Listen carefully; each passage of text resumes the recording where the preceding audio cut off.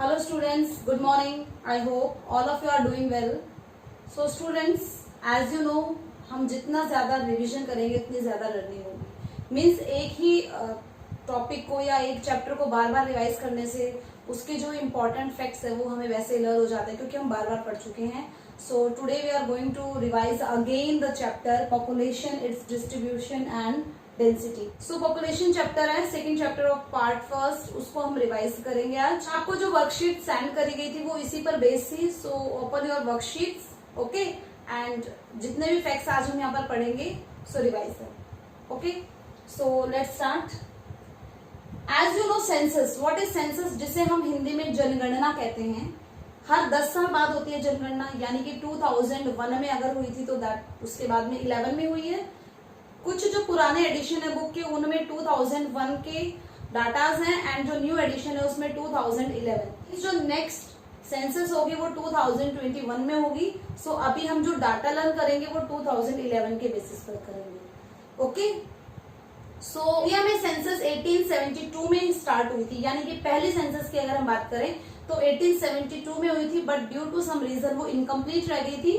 सो जो पहली complete census थी वो 1881 में थी इंडिया में. सो ऑप्शन पर डिपेंड करता है कि ऑप्शन में क्या आएगा. फर्स्ट सेंसस अगर आता है ओनली और ऑप्शन दोनों ही हो तो 1872, 1872 नहीं हो तो 1881. Okay, so first complete census 1881 में हुई थी.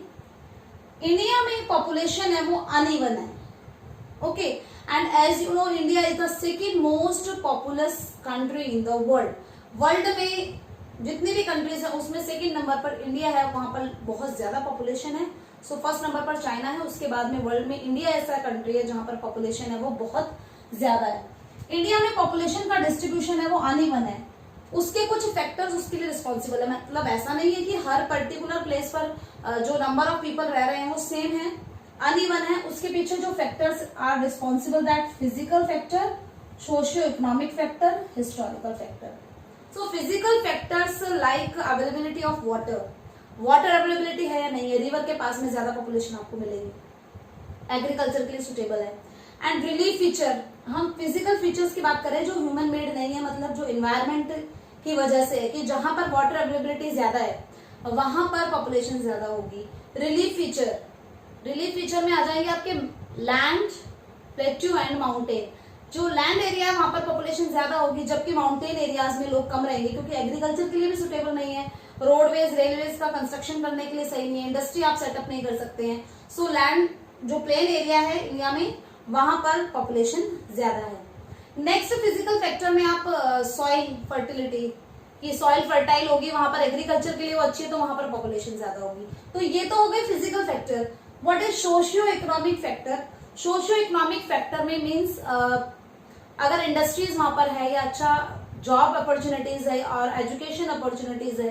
सो सोशियो इकोनॉमिक फैक्टर्स में या वो टाउन्स या वो सिटीज पहले से स्टैब्लिश है, यानी कि एशियन टाउन वो है तो वहां पर पॉपुलेशन ज्यादा होगी. Okay, next is historical factor. Historical factor में अगर हम देखें मुंबई, चेन्नई, कोलकाता, ये ब्रिटिशर्स ने इनको डेवलप करा था. तो एशियन टाइम से ही, पास्ट से ही, हिस्ट्री से ही यहाँ पर पॉपुलेशन ज्यादा है क्योंकि ये फाइनेंशियल सेंटर रहे. ओके, सो ये कुछ फैक्टर्स थे कि पॉपुलेशन अनइवन क्यों है. Okay, so density of population क्या होता है. अगर हम टोटल पॉपुलेशन को कंपेयर करें टोटल एरिया से, कि टोटल पॉपुलेशन के कंपैरिजन में टोटल एरिया कितना है, that is the density of population. So India का 2011 सेंसस के according density of population is 382 person per square kilometre. अब ये एक्यूरेट नहीं होता है, मतलब ऐसा नहीं कि 1 किलोमीटर में 382 पर्सन ही रह रहे हैं, लेकिन जब हम टोटल पॉपुलेशन को टोटल एरिया से डिवाइड करते हैं तो हमें एक एवरेज नंबर मिलता है कि इसके लमसम लोग यहाँ पर रह रहे हैं. सो एवरेज नंबर की हम बात कर रहे हैं क्योंकि हमें भी पता है कि अरुणाचल प्रदेश में या सिक्किम में या जम्मू एंड कश्मीर में 1 किलोमीटर में 382 पर्सन नहीं रह रहे हैं. ओके, क्योंकि फॉरेस्ट एरिया भी है कुछ तो, है ना. तो हम कंपैरिजन कर रहे हैं कि पॉपुलेशन के कंपैरिजन में एरिया कितना है, उसमें हम यहाँ पर हमें we get the density of population that is 382 person per square kilometre. और ये हमें कैसे मिलता है, जब हम टोटल पॉपुलेशन पॉपुलेशन को, इंडिया की टोटल पॉपुलेशन को इंडिया के टोटल एरिया से जब हम डिवाइड करते हैं, we get a number that is 382% per square kilometre. तो ये याद रखना है, 2011 के अकॉर्डिंग इंडिया का जो डेंसिटी ऑफ पॉपुलेशन है वो 382%। ओके, नेक्स्ट इज, अब लोएस्ट इंडिया के कौन से स्टेट में जो डेंसिटी ऑफ पॉपुलेशन है वो बहुत कम है, दैट इज अरुणाचल प्रदेश। अरुणाचल प्रदेश में ओनली 17% पर स्क्वायर किलोमीटर है। अब टू थिंग्स आर देयर कि सबसे ज्यादा पॉपुलेशन कहां पर है, इंडिया में सबसे ज्यादा पॉपुलेशन किस स्टेट की है, दैट इज यूपी, एंड सबसे कम पॉपुलेशन कहां की है, दैट इज सिक्किम। तो ये तो पॉपुलेशन की बात हो गई। अब हम डेंसिटी की बात करते हैं कि जब हम कंपेयर करते हैं एरिया एंड पॉपुलेशन को, तो इंडिया की लोएस्ट डेंसिटी ऑफ पॉपुलेशन कौन से स्टेट में है, अरुणाचल प्रदेश में 17% पर स्क्वायर किलोमीटर, जबकि हाईएस्ट डेंसिटी ऑफ पॉपुलेशन की, पॉपुलेशन तो बहुत ज्यादा है और एरिया बहुत कम है, तो पर स्क्वायर किलोमीटर, सो पर्सन्स पर स्क्वायर किलोमीटर ज्यादा होंगे, यानी कि 1106 पर्सन पर स्क्वायर किलोमीटर। कहां पर, बिहार में। सो अगर खाली हम पॉपुलेशन की बात करते हैं, सो हाईएस्ट पॉपुलेशन किस स्टेट में है, अभी बताया था मैंने, यूपी में, एंड लोएस्ट पॉपुलेशन, सबसे कम पॉपुलेशन कहां पर है, सिक्किम। तो ये तो हमने टोटल नंबर ऑफ पीपल की बात करी। अगर हम इन्हीं टोटल नंबर ऑफ पीपल को अगर कंपेयर करते हैं एरिया से, तो अरुणाचल प्रदेश में डेंसिटी ऑफ पॉपुलेशन की बात कर रहे हैं ना, जब एरिया से कंपेयर कर रहे हैं, डेंसिटी ऑफ पॉपुलेशन लोएस्ट कहां पर है, Arunachal Pradesh. Okay, and highest density कहां पर है, मतलब कंपैरिजन में पॉपुलेशन बहुत ज्यादा है, दैट इज इन बिहार। तो ये आपने याद रखना है। तो बिहार में डेंसिटी ऑफ पॉपुलेशन कितना है, 1106 person per square kilometre. Union territories, India में दिल्ली ऐसी यूनियन टेरिटरी है जिसकी डेंसिटी ऑफ पॉपुलेशन बहुत ज्यादा है। और अगर क्वेश्चन में आपसे यूनियन टेरिटरी ना दिया और पूछा हो कि इंडिया में डेंसिटी ऑफ पॉपुलेशन सबसे ज्यादा कहां पर है, तो फॉरगेट द बिहार, आप बिहार को भूल जाइए, क्योंकि स्टेट नहीं बोला इन्होंने जस्ट पूछा कि इंडिया में कहां पर है, तो आप लिखेंगे दिल्ली में सबसे ज्यादा है, 11,297 पर्सन पर स्क्वायर किलोमीटर। देखिए, मुंबई एंड दिल्ली में पॉपुलेशन बहुत ज्यादा है, लेकिन मुंबई का जो एरिया है वो दिल्ली से ज्यादा है, इसलिए डेंसिटी ऑफ पॉपुलेशन कहां की ज्यादा हुई, दिल्ली की, कि एरिया बहुत कम है लेकिन रहने वाले लोग बहुत ज्यादा है, इसलिए पर स्क्वायर किलोमीटर में, यानी कि 1 स्क्वायर किलोमीटर एरिया में 11,297 पर्सन रह रहे हैं।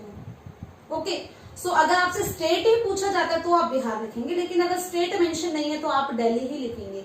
और अगर यूनियन टेरिटरी पूछ ले, सबसे ज्यादा किस यूनियन टेरिटरी में है density of population, that is in Delhi, और सबसे कम Andaman and Nicobar. Okay, next, physiological density. अब एक टर्म आती है, देखो इनमें कुछ ज्यादा नहीं है, बस एक फॉर्मूलाज नहीं, एक बार देख लेना, क्योंकि इनमें हमसे और लॉन्ग क्वेश्चन इसमें नहीं बनेगा, 3 मार्क्स का क्वेश्चन नहीं बनेगा, इसमें ओनली 1 मार्क्स से ही क्वेश्चन बन सकते हैं। सो फिजियोलॉजिकल डेंसिटी का मतलब क्या होता है, टोटल पॉपुलेशन को जब हम नेट कल्टीवेटेड एरिया, वो एरिया जहां पर हम कल्टीवेशन करते हैं, उस एरिया से जब टोटल पॉपुलेशन को हम डिवाइड करेंगे तो हमें मिलेगा physiological density. Okay, agriculture density क्या होता है, जब हम टोटल एग्रीकल्चर पॉपुलेशन, अब एग्रीकल्चर पॉपुलेशन में कौन लोग आते हैं, कल्टीवेशन एग्रीकल्चरल लेबर, जो कल्टीवेटर्स हैं, जो अपने खेत पे खेती कर रहे हैं या दूसरों के खेतों पर भी जो काम करके डिपेंड है, जिनका सोर्स ऑफ लिवलीहुड है, जो दूसरों के खेतों पर एज ए लेबर वर्क करते हैं। सो ये सब लोग एग्रीकल्चर वर्क में लगे हैं, इसलिए इन्हें हम क्या कहते हैं, एग्रीकल्चरल पॉपुलेशन। तो एग्रीकल्चरल पॉपुलेशन को जब हम नेट कल्टीवेबल लैंड, कितने लैंड पर खेती करी जा सकती है, उससे डिवाइड करेंगे, तो we get the agricultural density.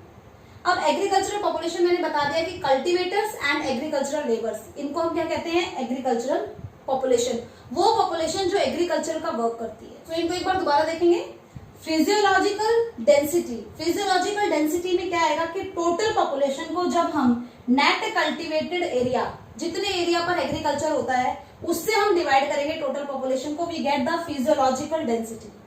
Okay, second था हमारा एग्रीकल्चरल डेंसिटी का मतलब क्या होता है, एग्रीकल्चरल डेंसिटी मतलब टोटल एग्रीकल्चरल पॉपुलेशन, वो पॉपुलेशन जो एग्रीकल्चरल वर्क में लगी है एंड वो एरिया जहां पर खेती करी जाती है, उससे जब हम डिवाइड करेंगे we get the agricultural density.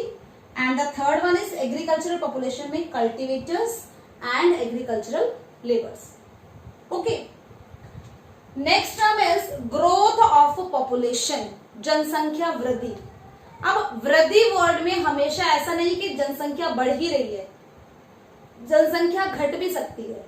Means यहाँ पर हम पॉपुलेशन चेंज की बात करें कि पॉपुलेशन किस रेट से चेंज हो रही है, या पॉपुलेशन में पॉजिटिव या नेगेटिव कैसे चेंजेस आ रहे हैं, that is the growth of population.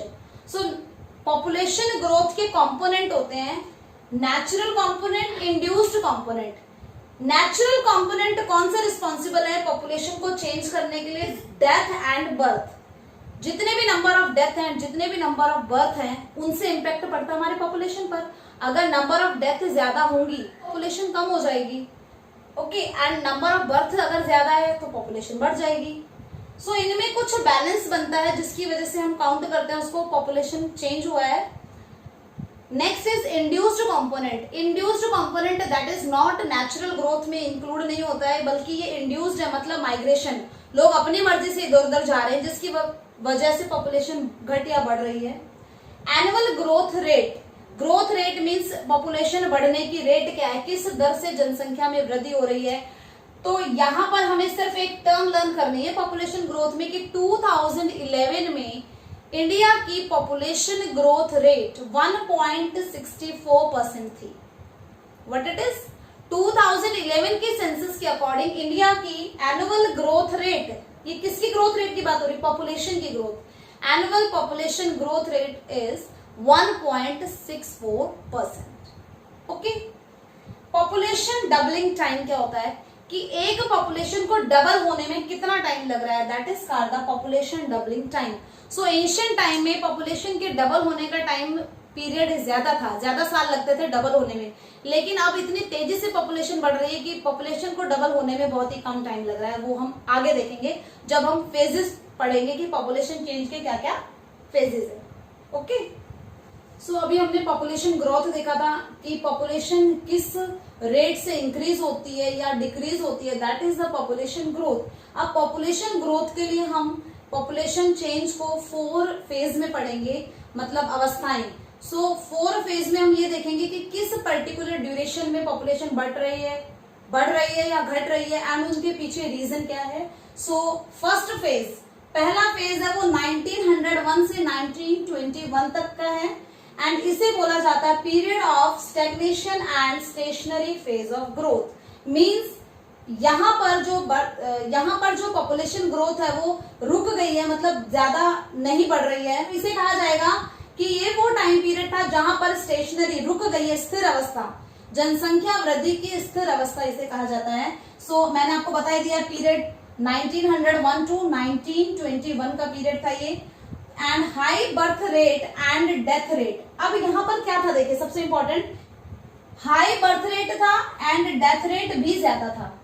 Okay, low rate of increase, इसलिए इंक्रीज ज्यादा नहीं हुई कि डेथ रेट तो बढ़ रही है एंड बर्थ रेट भी बढ़ रही है. जितने लोग जन्म ले रहे हैं रेट है उसी रेट से लोगों की डेथ भी हो रही है.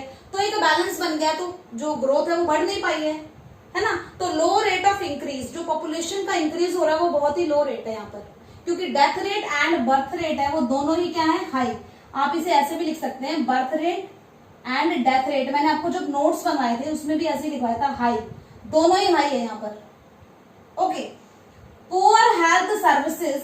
अब उस टाइम पर 1901 एंड 21 में जो हेल्थ सर्विस थी वो कैसी थी, मतलब हेल्थ फैसिलिटीज, इतना ज्यादा मेडिकल सर्विसेज पर ध्यान नहीं दिया गया था. सो हेल्थ सर्विसेज थी वो पुअर थी. Inefficient distribution of food. अब फूड का इनएफिशिएंट डिस्ट्रीब्यूशन का मतलब है कि जैसे ड्रॉट हो गया, सो ड्रॉट होने पर जो क्रॉप का प्रोडक्शन है वो अच्छा नहीं हुआ, तो स्टारवेशन से भी लोगों की डेथ हो रही है, क्योंकि प्रॉपर एक मैनेजमेंट नहीं है कि लोगों तक किस तरह से फूड ग्रेन पहुंचाया जाए. तो इनएफिशिएंट डिस्ट्रीब्यूशन था फूड का, कि ठीक है जिसके पास में फूड क्रॉप प्रोडक्शन हो रहा है वो अपना फूड ग्रेन से उनको कंज्यूम कर रहा है, बाकी जहां पर ड्रॉट हो गया या क्रॉप फेलियर हो गया वहां पर तक फूड है वो नहीं पहुंच पा रहा है, इसलिए भी डेथ रेट ज्यादा थी. इलिटरेसी थी इस टाइम पर. And stationary growth. And stationary growth का मतलब वही है कि death rate and birth rate है वो दोनों ही बहुत ज्यादा थी. सो ग्रोथ थी वो कैसी थी, स्टेशनरी. जब तक हमें किसी चीज के नेगेटिव इंपैक्ट पता नहीं चलते तब तक हम उसको कंट्रोल नहीं करते. मतलब डेथ रेट तो क्यों ज्यादा थी, क्योंकि मेडिकल फैसिलिटी नहीं थी, और बर्थ रेट इसलिए ज्यादा थी क्योंकि लोगों को ये नहीं पता था कि ज्यादा पॉपुलेशन होने से जो रिसोर्सेज है उन पर बर्डन पड़ेगा, या आगे जाके जो ज्यादा पॉपुलेशन है उससे प्रॉब्लम्स क्रिएट होंगी। ओके, सेकेंड फेज की बात करते हैं हम। सेकेंड फेज को बोला जाता है period of steady population growth. यहां पर कंपैरिजन टू फर्स्ट फेज, यहां पर जो पॉपुलेशन है वो स्टेडी मतलब थोड़ा स्पीड से बढ़ने लगी। Okay, so period of 1921 to 1951। अब 1921 एंड 1951 का जो टाइम पीरियड है उसे हम सेकेंड फेज कहते हैं, किसका, पॉपुलेशन ग्रोथ का। Improvement in health, sanitation brought mortality rate down. अब क्या था देखिए, इम्प्रूवमेंट हुआ हेल्थ फैसिलिटीज में एंड सैनिटेशन, लोगों को साफ सफाई हाइजीनिक के बारे में पता चला, उससे क्या था, मॉर्टेलिटी रेट डाउन। अब मॉर्टेलिटी रेट क्या होता है, जो कि अगर डेथ हो जाती है, लैक ऑफ मेडिकल फैसिलिटीज, उसे कहा जाता है मॉर्टेलिटी। सो मॉर्टेलिटी रेट डाउन, यानी कि हेल्थ फैसिलिटीज आ गई, कोई भी डिसीज है उसको कैसे क्योर किया जाएगा, उसकी मेडिसिन आ गई, एंड सैनिटेशन, क्योंकि अब आपको पता है ना, अगर जहां पर साफ सफाई नहीं होती वहां पर ज्यादा बीमारियां फैलती है, तो सैनिटेशन के बारे में लोगों को अवेयर किया गया, एंड हेल्थ फैसिलिटी ज्यादा आ गई, जिससे कि मृत्यु दर है वो कम चली गई। हेल्थ फैसिलिटीज मिलेंगी तो हम डिसीज को क्योर कर पाएंगे, एंड जो यहाँ पर जो डेथ रेट थी वो क्या हो गई, डाउन, कम हो गई। अच्छी बात है, इसलिए पॉपुलेशन बढ़ेगी। Birth rate was high lead to the steep population growth. लेकिन अभी भी लोग इस चीज के बारे में अवेयर नहीं है कि पॉपुलेशन को कंट्रोल करना चाहिए, तो बर्थ रेट उसी हिसाब से बढ़ रही थी। अब डेथ रेट कम हो गई और बर्थ रेट बढ़ गई, तो बर्थ रेट से भी पॉपुलेशन ज्यादा होगी, एंड डेथ रेट मतलब डेथ रेट कम हो गई है तो भी पॉपुलेशन बढ़ेगी। सो यहाँ पर हम इसीलिए कहेंगे, यहाँ पर बर्थ रेट डेथ रेट दोनों बढ़ गई थी, यहाँ पर डेथ रेट में कमी आ गई, बर्थ रेट अभी भी बढ़ी रही है। किसमें, सेकेंड फेज में। Better transport communication system. अब क्योंकि हम यहाँ पर 1921 तक की बात कर रहे हैं, जबकि यहाँ पर 1951 तक की बात करें, मतलब 30 ईयर्स इसमें ऐड कर लिए, तो 30 साल हो गए थे। सो ट्रांसपोर्टेशन सिस्टम में सुधार आया था, कम्युनिकेशन सिस्टम है वो इम्प्रूव हुआ था, जिसकी वजह से डिस्ट्रीब्यूशन सिस्टम, हम यहाँ पर किस चीज का डिस्ट्रीब्यूशन ऑफ फूड ग्रेन की बात करें। सो अगर एक स्टेट में प्रोडक्शन अच्छा नहीं हुआ है तो वहां पर फूड ग्रेन पहुंचा दिया जाएगा। So due to starvation, food grains की वजह से या भूखमरी के कारण लोगों की जो डेथ हो रही थी उसमें भी कमी आ गई, इसलिए यहाँ पर पॉपुलेशन बढ़ती हुई चली गई। फर्स्ट फेज में पॉपुलेशन नहीं बढ़ी, लेकिन सेकेंड फेज में पॉपुलेशन बढ़ने लगी क्योंकि डेथ रेट में कमी आई और बर्थ रेट बढ़ रहा था। Okay, so students, it's all about today's class. आज की क्लास में हमने जितने भी टॉपिक्स डिस्कस करे हैं, मेनली जो 2 फेज पढ़े हैं, अभी इसके और फेज है वो बाकी नेक्स्ट क्लास में पढ़ेंगे, क्योंकि आप अभी पहले ये जो 2 फेज है इनको लर्न करेंगे, रिवाइज करेंगे, राइट करेंगे। Okay, and do your studies regularly because revision is the must. मैं आपको बार बार बोलती हूँ कि रिवीजन इज द मस्ट। आपका पर्पस लर्निंग का, स्टडीज का यही है कि आप को अच्छे से मेमोराइज हो जाएं चीजें, ताकि आपको आगे प्रॉब्लम ना हो। अभी हम कॉन्सेप्ट्स को इतना क्लियर कर लें, अभी हम क्वेश्चंस को इतनी बार रिवाइज कर लें कि हमें आगे जाके प्रॉब्लम नहीं होगी। Okay, so best of luck for your studies. Thank you.